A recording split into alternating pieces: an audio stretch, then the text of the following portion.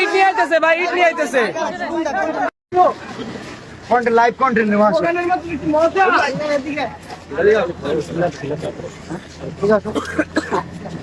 আরে এই বন্ধু আসছে, তুমি এই বন্ধু আবার না একটা কন্টেন্ট একটু জায়গায় দাও, কন্টেন্ট নাও বাবু।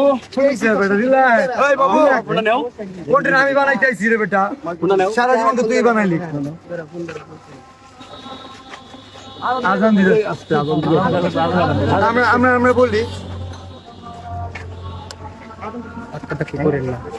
আপনারা কি ভাবছেন আমি কি ওরা যে রোস্ট করছিল শেরপুরে কন্টেন্ট ছোট করে কন্টেন্ট বানা এই কারণে দেখা করতেছি না, জাস্ট আজকে আসি ওর জাঙ্গিয়া কেনার জন্য। তো তোমার জাঙ্গিয়া বের করো।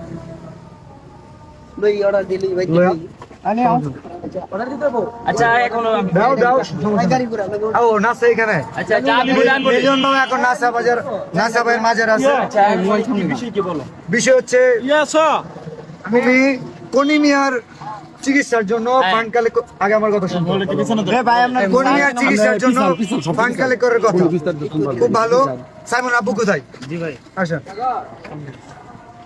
আরে ভাই ছেলা দিলি করো তো দিকে যান ভাই।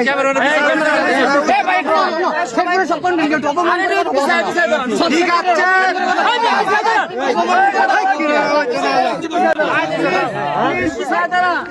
ইট নিয়ে আইতেছে ভাই, ইট নিয়ে আইতেছে।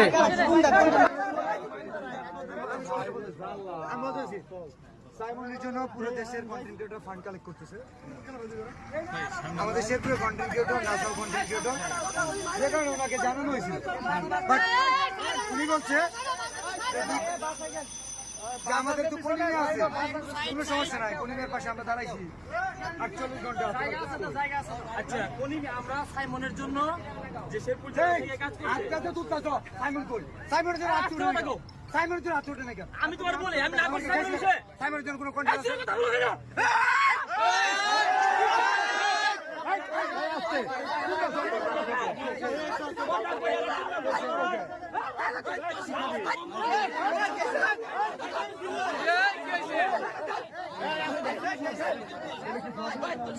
না সবাই বাপ দেখছে।